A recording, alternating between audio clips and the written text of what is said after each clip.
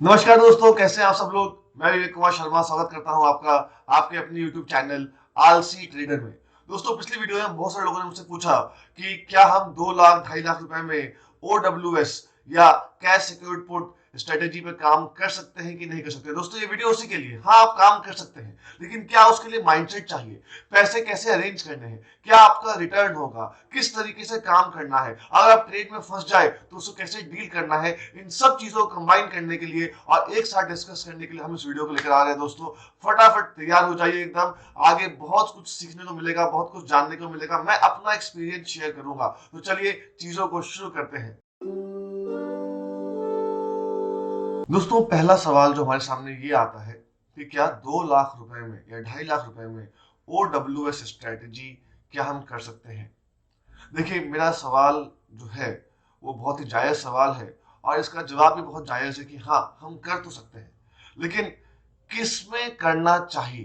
दोस्तों, अगर आपके पास 2 ही लाख रुपए हैं और आप OWS strategy, option wheel strategy या कैश सिक्योर्ड पुट में अपना हाथ आजमाना चाहते हैं, थोड़ा चीजों को समझना चाहते हैं, कैसे काम करता है, क्या इसके रिटर्न्स है, तो ऑब्वियस सी बात है कि जो सबसे सेफ इंस्ट्रूमेंट आप लोगों के पास है वो है इंडेक्स ऑप्शंस में काम करना, इंडेक्स में ऑप्शन व्हील स्ट्रेटेजी पे काम करना। और आप जानते हैं कि मेरे भाई, इंडेक्स हमारे पास कौन कौन से हैं। तो हमारे पास निफ्टी है, बैंक निफ्टी है, फिन निफ्टी है। आप जानते हैं कि बैंक निफ्टी जो है बहुत बावड़ी है भाई, कभी कुछ कितना भाग जाएगी, कभी नीचे गिर जाएगी। फिर निफ्टी उसी का एकदम सगा मौसेरा भाई जो मान लो। और सबसे सुंदर, सबसे सुशील जो है वो कौन है, निफ्टी। वो अपने स्वाद अनुसार चढ़ती है, अपने स्वाद अनुसार गिरती है, उसको ज्यादा किसी से भेदभाव नहीं करना है मेरे भाई। तो जो सबसे स्टेबल इंडेक्स है हमारे पास वो है निफ्टी। और अपन लोगों को निफ्टी में ही ऑप्शन व्हील स्ट्रेटेजी करनी है, अगर हमारे पास 2-2.5 लाख रुपए, अगर हमारे पास कैपिटल है और हम इस स्ट्रेटेजी को इम्प्लीमेंट करना चाहते हैं तो।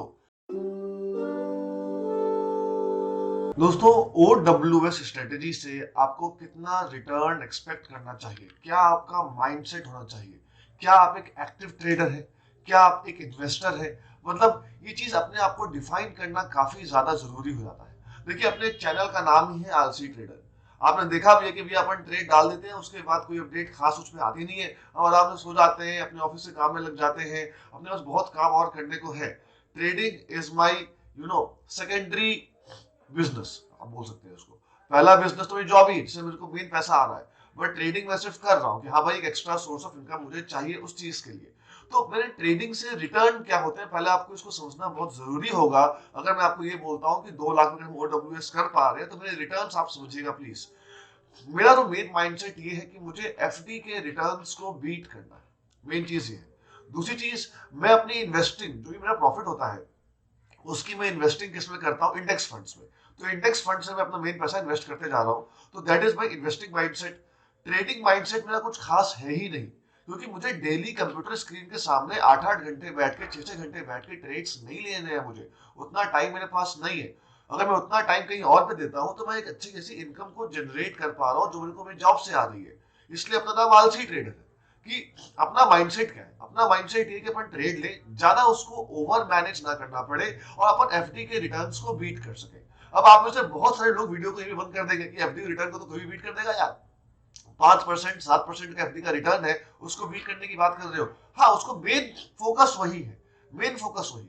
हाँ, लेकिन ओवर द टाइम जब आप चीजों को ढंग से करते जाएंगे, तो अब मैं अपने मंथली टारगेट को बताता हूं आपको कि जब मैंने स्टार्ट किया था तो मंथली टारगेट 4% पर मंथ का था, लेकिन वो भी कम हो के अब 2 से 3% के बीच में आ गया दोस्तों, यकीन मानिए। मतलब कि मुझे ओवर द ईयर सिर्फ 24 से 25% का टारगेट जनरेट करना है, और 24% टारगेट जनरेट करने के लिए मुझे मंथली 2% का टारगेट चाहिए। किसी महीने 3-3.5% भी मिलता है, किसी महीने 1-1.5% भी मिलता है। ओवर दी ईयर आपको आराम से आपका टारगेट अचीव होता दिखता है, जो कि मैंने अपनी पहली वीडियो में दिखाया भी था कि इस फाइनेंशियल ईयर में मुझे अप्रोक्सीमेटली 20-30% के अप्रोक्सीमेटली मुझे रिटर्न्स आए हैं इसी स्ट्रेटेजी से। ठीक है, लेकिन जो माइंडसेट है वो है 2% पर मंथ का, ताकि मैं एक्स्ट्रा लेवरेज लेके एक्स्ट्रा रिस्की ट्रेड्स ना लूं। एक सिंपल सा ये नियम जिसको आपको ध्यान रखना है कि हमारा माइंडसेट क्या होना चाहिए। हम एक इन्वेस्टर माइंडसेट के साथ भी गेम नहीं खेलेंगे कि हाँ एकदम लगा दिया पैसा, चल रहा है चल रहा है चल रहा है। हम एक एक्टिव ट्रेडर माइंडसेट के साथ भी गेम नहीं खेलेंगे कि हाँ फटाफट ट्रेड को मैनेज कर रहे हैं हर 50 पॉइंट के मूव में, हर 100 पॉइंट के मूव में। नहीं, हम एक नॉर्मल आलसी ट्रेडर, ट्रेड ले लिया है उसको अपना काम करने दो, और हमें अपने ट्रेड्स के आउटकम्स पहले से ही पता रहते हैं कि हमारे ट्रेड का आउटकम क्या आने वाला है, बेस्ट सिनारियो भी, वर्स्ट सिनारियो भी, और हम दोनों के लिए अपने आप को प्रिपेयर भी करेंगे। मैं आपको सारे एग्जांपल्स के थ्रू चीजों को बताऊंगा। दोस्तों, अगला मुद्दा जो उठता है कि इस OWS स्ट्रेटेजी के लिए जो हमें 2 लाख का फंड चाहिए वो हम किस तरीके से डिस्ट्रीब्यूट रखें। क्या हम 2 लाख पूरा का पूरा कैश कंपोनेंट ही रखें अपने पास, किस तरीके से उसकी डिस्ट्रीब्यूशन रखें ताकि हम अपने रिटर्न्स को और ज्यादा बेहतर तरीके से विजुअलाइज कर सकते हैं और उसको अच्छे रिटर्न्स में हम बढ़ा सकते हैं। दोस्तों, सबसे पहले ट्रेडिंग करने के लिए आपको वही पैसा चाहिए जिसकी आपको लॉन्ग टर्म में जरूरत नहीं है, इस बात को समझिए। या इन्वेस्टमेंट करने के लिए भी आप उसी पैसे को लगाते हैं जिसके लिए आपको लॉन्ग टर्म में जरूरत नहीं है। आप जब इन्वेस्टमेंट कर रहे हैं, आप जब ट्रेडिंग कर रहे हैं, तो आपने वो पैसा लगाया है जो आप बस लगा के एक लंबे पीरियड के लिए छोड़ रहे हैं, ठीक है। तो आप 2 लाख रुपए लेकर आइए कैश एकदम बढ़िया से, उसको अपने अकाउंट में डालिए, और मेरा तो ये मानना है कि कम से कम 1 लाख रुपए आप किसी स्टॉक्स में इन्वेस्ट कर दीजिए, ठीक है। मैं तो ये चाहूंगा कि उस 1 लाख को आप एक काम करिए, आप उसको निफ्टी 20 इंडेक्स फंड में ही इन्वेस्ट कर दीजिए और 1 लाख का कैश कंपोनेंट रखिए। तो मेरे पास जो कैलकुलेशंस चलती हैं वो ये चलती हैं कि भैया मुझे 1 लाख रुपए कैश कंपोनेंट रखना है और 1 लाख रुपए मुझे प्लेज्ड होल्डिंग चाहिए, कोलैटरल होल्डिंग चाहिए, ठीक है। ताकि इस तरीके से मैं अपना 2 लाख रुपया अरेंज करूंगा। इसका बेनिफिट क्या है कि अगर मार्केट अप मूव दिखाता है तो आपको अच्छा एक रिटर्न दिखता है, आपके पास जो ETF की होल्डिंग पड़ी है उसमें आपको एक बेनिफिट देखने को मिलता है। और हमने सिर्फ 1 लाख रुपया ही कैश कंपोनेंट रखा हुआ है, तो हम अपने रिटर्न्स को उसी पे कैलकुलेट करेंगे। बिकॉज मेरे पास कुछ पैसा होता है तो मेरा माइंडसेट लॉन्ग टर्म का है, मैं उस पैसे को इन्वेस्ट करता हूँ और इन्वेस्टेड पैसे से मुझे एक्स्ट्रा इनकम जनरेट करनी है, तो इसके लिए मैं OWS स्ट्रेटेजी को लगा रहा हूं। बात समझ में आ रही है आपको? तो मैंने 2 लाख रुपए मार्केट में डाले, मैंने 1 लाख का शेयर ले लिया कि हमें बस एक शेयर आ चुका है, वो शेयर मुझे वैसे भी लेना ही था, मुझे वैसे भी मार्केट में इन्वेस्ट करना है अपनी सेविंग्स के थ्रू, तो मुझे 1 लाख का शेयर लेना ही था। 1 लाख रुपए मेरे पास CS मतलब 1 लाख मेरे पास अलग से कैश कंपोनेंट पड़ा हुआ है, तो 2 लाख का ये है। अगर आपके पास 2 लाख कैश भी है तो भी कोई दिक्कत नहीं है, कोई समस्या नहीं है। अब हम इसमें ये देखते हैं कि कौन से हमें स्ट्राइक प्राइस चुनने हैं, क्या एक सिनारियो होना चाहिए, मंथली वाले में अगर हम करते हैं तब क्या रिटर्न्स आते हैं, वीकली वाले में करते हैं तब क्या रिटर्न्स आते हैं। दोनों चीज को मैं आपके सामने स्क्रीन पर दिखा के पूरा कैलकुलेट कर लेते हैं चीजों को। चलिए शुरू करते हैं। दोस्तों, इस एक्सेल के माध्यम से हम लोग निफ्टी की वीकली और मंथली रेंज के बारे में जानने की कोशिश करेंगे कि हमें कौन सा स्ट्राइक प्राइस उसका बेचना चाहिए।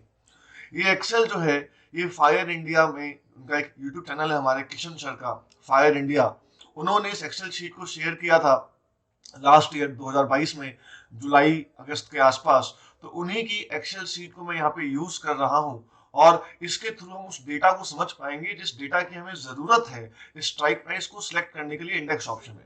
दोस्तों, इस शीट का लिंक मैं आपको डिस्क्रिप्शन में डाल दूंगा ताकि आप इसकी कॉपी बना के इसके साथ थोड़ा और खेल पाएं और कुछ नई फाइंडिंग्स को अगर लेकर आते हैं तो उसको हम अपने आलसी ट्रेडर के डिस्कशन ग्रुप में, जिसका लिंक में नीचे दिया हुआ है, वहां पे हम डिस्कस भी कर लेंगे। अगर हम इसकी बातचीत करें तो आप देख सकते हैं इसमें हम लोगों ने 30 जून 2022 तक के डेटा को इकट्ठा किया हुआ है और 30 जून 2022 तक के डेटा की हम लोग यहाँ पर एनालिसिस कर रहे हैं। दोस्तों, थोड़ा सा मैं आपको बता दूं, ये हम लोगों के पास जो डेटा है ये मंथली निफ्टी का डेटा है, ठीक है।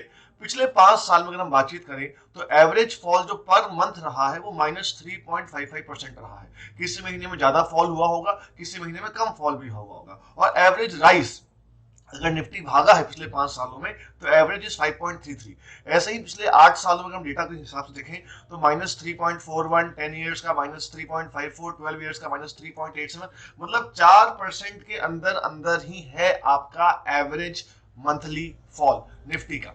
मैक्सिमम फॉल कब आया था? आप देख सकते हैं मैक्सिमम फॉल जो एक महीने में आया है वो 25.72% का है। क्या आप गेस कर सकते हैं कि ये किस टाइम हुआ होगा, किस महीने में ऐसा हुआ होगा? दोस्तों, यकीन मानिए ये पक्का कोरोना का होगा। आओ सर्च करके देख लेते हैं। 25.72 मेरे हिसाब से बिल्कुल ठीक 26 मार्च 2020, मतलब मार्च वाले महीने में जो निफ्टी है उसने 25.72% का फॉल दिखाया था दोस्तों। और मैक्सिमम राइज 14.10%। आप जानते हैं कि भैया जब कोरोना में डिप आया था, मार्केट ने वी शेप रिकवरी की थी, लोग 6000 7000 की बातें कर रहे थे, लेकिन मार्केट झट से भागा, फट से भागा और वापस आप अप्रैल के महीने में देख सकते हैं कि मार्केट ने 14.10 का, मई जून में आप देख सकते हैं कि अगेन जून में 8.42%, 30 जुलाई के महीने में 7.9%, इतना तगड़ा रिकवरी वहां पे आई थी उस टाइम पर। तो ये एक कोरोना का फेज था। कोरोना फेज को अगर हम निगलेक्ट करते हैं तो ये रहा मंथली फॉल जो होता है वो 4% के अंदर अंदर होता है। तो देखिए मंथली फॉल की लिमिट जो लास्ट 12 ईयर्स के हिसाब से निकाली मैंने, वो 4% के आसपास की निकल के आ रही है, जो यहाँ पे हम अपने साफ साफ दिखाई भी दे रही है। और ये लेवल जो है वो ब्रीच कितनी बार हुआ, तो पिछले पूरे 12 सालों में, टोटल 145 महीनों में दोस्तों सिर्फ 23 टाइम्स ये लेवल जो है ब्रीच हुआ था 4% का, जिसमें आप कोरोना वाला पीरियड भी देख पा रहे हैं। तो सिर्फ 23 टाइम्स से लेवल ब्रीच हुआ and the success strike rate is 84%। अब आप मुझे बताइए कि इस स्ट्रेटेजी का सक्सेस स्ट्राइक रेट 84% है, तो क्या आप इसमें अपना गेम खेलेंगे कि नहीं खेलेंगे? हर खेल प्रोबेबिलिटी का होता है। अब कोई बच्चा बोलता है कि सर अगर हमारा कल ही निफ्टी गिर जाए 10% तो हम क्या करेंगे? भाई कुछ नहीं कर सकते उस केस में, तो यार बातों को समझो। सारा खेल तो प्रोबेबिलिटी का है। कोरोना की न्यूज काफी टाइम से बिल्डअप हो रही थी, मार्केट ने रंग दिखाना चालू कर दिया था, वर्ल्ड मार्केट गिर रही थी, आपको सतर्क हो जाना चाहिए था, आप ये पोजीशन काट के निकल जाते। बातों को समझने की कोशिश करिए। तो सारा खेल प्रोबेबिलिटी का है। तो 4% से ज्यादा का फॉल सिर्फ पिछले 12 सालों में 23 महीनों में देखा गया है and our success strike rate is 84%। अगर आप इस बात को समझ चुके हैं तो आप जानते हैं कि मैं जब पुट साइड में कैश सिक्योर्ड पुट खेलूंगा निफ्टी का, तो मैं कौन सा स्ट्राइक प्राइस सिलेक्ट करने वाला हूं। जी हां, 4% के आसपास का फिगर जो है वो मैं सिलेक्ट करने वाला हूं अगर मैं मंथली निफ्टी इंडेक्स में मैं ट्रेड लेता हूं तो। सपोज अगर आप इसका लेवल जो है, इसको 4% को आप यहां पे कर देते हैं कि भैया 6%, कि 6% अगर हम दूर कर दें इसको, तो उसका आपका जो सक्सेस रेट है वो 90% पहुंच जाएगा। लेकिन 6% अगर आप करंट स्पॉट से दूर जाते जाएंगे तो ऑब्वियस सी बात है कि आपका प्रीमियम भी तो कम होते जाएगा। तो आपको हर एक चीज को बैलेंस करके चलना जरूरी है। तो आप देख सकते हैं कि जो हमारा डेटा आया है उसके हिसाब से भैया 4 जो है वो बढ़िया लिमिट है, मतलब कोई दिक्कत की बात नहीं है। 4 वाले में अपन काम कर सकते हैं, तो मैं वापस इसको 4 कर सकता हूँ। ठीक है, तो हमारा मंथली 4% का हो गया। अच्छा, पिछले 5 सालों में आप देख सकते हैं कि पिछले 5 सालों में 4% की जो लिमिट है उसमें 60 महीने आते हैं, 9 बार ब्रीच हुआ है। Again the success strike rate is 85%। And जुलाई मतलब कोरोना के पीरियड के बाद अगर आप देखेंगे तो सिर्फ ये 4 बार ही ब्रीच हुआ है। Again the success rate is 83%। तो आप 4% पे खेल खेल सकते हैं मेरे भाई लोग। 4% एक अच्छा लिमिट है जहां पे आप खेल सकते हैं। अगर हम वहीं पर वीकली ऑप्शंस की बात करते हैं कि वीकली में क्या चीज रही है, अगेन भैया एक वीक में जो मैक्सिमम फॉल आया है वो अराउंड 15% के आसपास आया है, जो मैक्सिमम राइज भी आया है वो 10% के आसपास आया है। काफी खतरनाक फ्लक्चुएशन हुई थी मार्केट की। और अगेन अगर आप भी ये सोच रहे हैं कि कोरोना के दौरान हुआ था तो आप भी सही है, मैं भी सही हूं। अगेन एक बार सर्च कर लेते हैं कि भैया 14.9 हमें कब देखने को मिला था। तो 14.9 12 मार्च वाली वीक में निफ्टी जो है 14.9% गिरा था दोस्तों। ठीक है, तो हम आराम से देख सकते हैं। और अगर हम बातचीत करें कि अच्छा वीक में हम लोगों ने, जो हमारे किशन सर हैं फायर इंडिया के, उन्होंने सिर्फ 5 साल के डेटा को एनालाइज किया, बिकॉज 5 साल में सफिशिएंट नंबर ऑफ वीक्स आ जाते हैं। तो देखिए वीकली लिमिट्स क्या निकल कर आती है। वीकली लिमिट्स अगर हम बात करें पिछले एक साल में तो सिर्फ 1.82% का फॉल पर वीक आता है। एवरेज फॉल है, कभी ज्यादा भी आया होगा कभी कम भी आया होगा। 2 साल का, 3 साल का, 5 साल का डेटा आपके सामने है।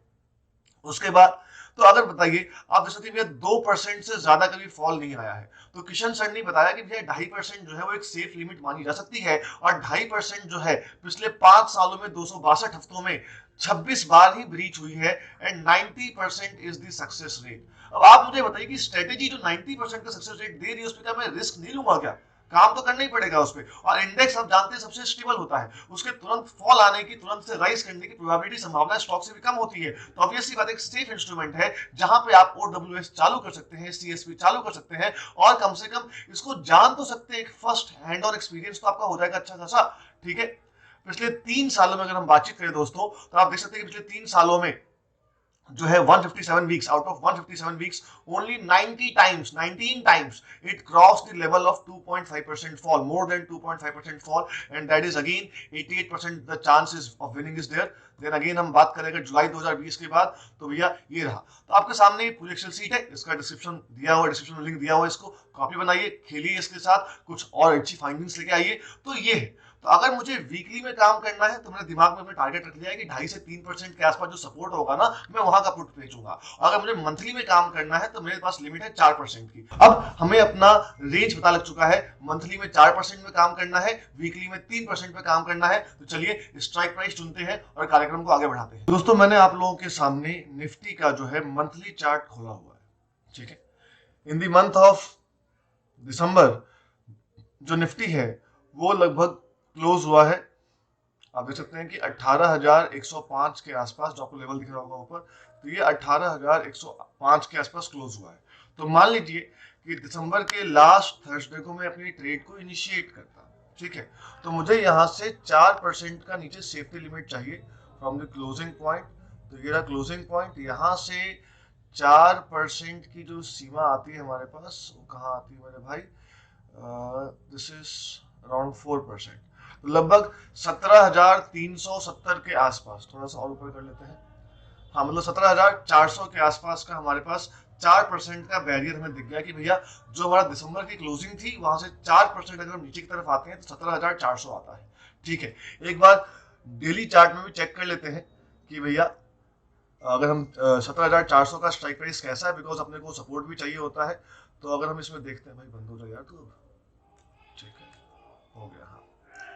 तो इसमें अगर हम चेक करते हैं 17,400 यहाँ कहीं आएगा, एंड दिस इज 17,400। आप देख सकते हैं कि बढ़िया सपोर्ट भी है यार, मार्केट ने यहाँ सपोर्ट लिया भी। अगर आप सपोर्ट रेजिस्टेंस के बारे में जानते हैं तो थोड़ा सा मैं भी आपको दिखा देता हूँ, थोड़ा बहुत मुझे भी आता है यार, है ना। ये वाला जो लिमिट, ये वाली जो सीमा है, this is the range of 17,400। आप देख सकते हैं कि ये वो एरिया है जहाँ पर मार्केट जो है सपोर्ट ले रहा है ना। इस एरिया पे मार्केट ने सपोर्ट भी लिया है। इस एरिया में अगर आप देखें यहाँ पर तो आपको दिखाई भी देगा कि इस एरिया पे अगर हम देखें तो यहाँ पे सपोर्ट लिया है मार्केट ने। उसके बाद इसका कलर काला क्यों आ रहा है, काले में काला, वाइट आ जाए यार, हाँ। यहाँ पे मार्केट ने सपोर्ट लिया, यहाँ एक बार बस टूटा वो फॉल्स ब्रेकडाउन, यहाँ भी सपोर्ट लिया है, यहाँ पे रेजिस्टेंस की तरह काम किया है, यहाँ फिर से सपोर्ट लिया है। तो 17,400 दिख रहा है मुझे, वो एक अच्छा सपोर्ट लेवल दिख रहा है। तो दिसंबर के महीने की एक्सपायरी के बेसिस पे 17,400 का लेवल हम लोगों ने निकाल लिया कि हम 17,400 का जो है पुट बेचेंगे, ठीक है। तो एक काम करते हैं, 17,400 का पुट देखते हैं। मान लेते हैं सारा काम हम कर रहे होते हैं कब, 29 दिसंबर को। तो 17,400 का पुट 29 दिसंबर को कितना चल रहा होता, आइए एक बार देखते हैं यहाँ पर। 29 दिसंबर को अगर हम बातचीत करें तो 28, 29, तो हमारा ये क्लोज होता लगभग कितने के आसपास, अराउंड 54 रुपए के आसपास। तो आपको मतलब 50-55 रुपए मिल जाते हैं, ठीक है। तो मान लेते हैं कि 17,400 का पुट हमने 55 रुपए में उस दिन राइट किया हुआ होता, तो हमारे पास ये प्रीमियम आ चुका है 55 रुपए, ठीक है। क्योंकि वीडियो ऑलरेडी लंबी हो चुकी है, तो मैं मतलब कैसे हम बचेंगे, बात समझ, अगर फंसे तो कैसे हम बचेंगे, वो मैं इसी वीडियो में बनाता, लेकिन वीडियो ऑलरेडी लंबी हो चुकी है। तो उसका नेक्स्ट पार्ट हम लेकर आएंगे, जिसमें फंसने पे या ट्रेड लेने के बाद क्या क्या सिनेरियोज आते हैं, उन सब पे हम चर्चा करेंगे। तो फिलहाल के लिए हम मान लेते हैं कि 17,400 का पुट हमने 29 दिसंबर को 50 रुपए 55 रुपए में बेच लिया होता। अगर हम इसमें बात करें कितना हमारा कैपिटल डिप्लॉय होता, तो सेल करने के लिए द मार्जिन रिक्वायर्ड इज 75,000 का अपने को मार्जिन चाहिए, जो यहाँ लिखा हुआ आ रहा है कि 75,000 मार्जिन लगता है अपना। 2 लाख का कैपिटल हमने रखा हुआ है, 75,000 मार्जिन हम ट्रेड ले रहे हैं, और अब अराउंड 75,000 मार्जिन, 50 रुपए का प्रीमियम, 2500 प्लस हमारे पास क्या निकल कर आता, मतलब 2600 के आसपास का प्रीमियम हम रिसीव करते मंथली बेसिस पे, ठीक है। इसमें कोई समस्या है यहाँ तक?